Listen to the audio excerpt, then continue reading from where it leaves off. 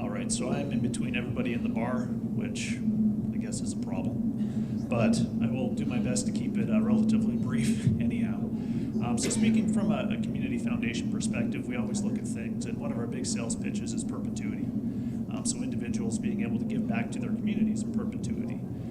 So you always want to manage the risk on that side of things too. So probably the biggest thing that we've found is you want to lean on the professionals. I know Amy mentioned that earlier, that you want to have that trusted financial advisor, those trusted lawyers that you have, I guess, don't want to date myself, but in your Rolodex, that you can kind of insert if you have to, because you have to remember that when you are talking about perpetuity, this is something that you're going to be dealing with maybe not 5, 10, 15, 20, 50, 100 years from now. So you always want to make sure that you're protected from that perspective.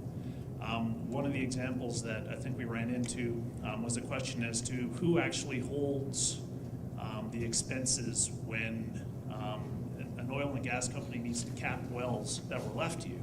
I mean, officially, the community foundation, if you're the owner, then you're going to get that percentage of the invoice. So you have to have kind of plans around that as well. I mean, is there going to be a trust that's going to handle this type of thing?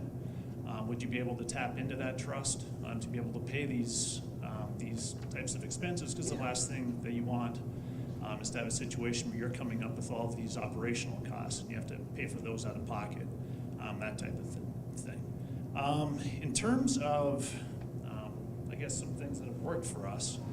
We've looked at partnering with land conservancy groups because you're already, when you double your efforts, you're kind of dealing with individuals that already have a charitable intent, if that makes sense. So if you can kind of tag team somebody who wants to leave, well, designate their land for a charitable purpose to a land conservancy organization, leave those mineral rights intact, and then those mineral rights can pay into a trust at the community foundation.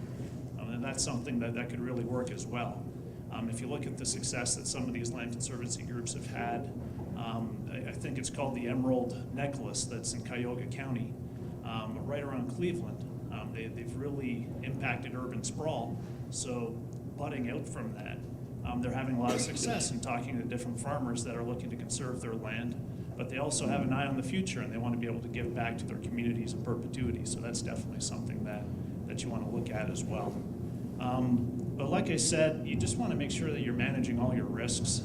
I know as a community foundation, you always want to have the best intent in terms of individuals or giving individuals that ability to give back. But just remember the perpetuity aspect of it as well, so that you're protected on the back end. And I'd be happy to answer any questions afterwards. Did you have anything? All right. Does anybody have any questions?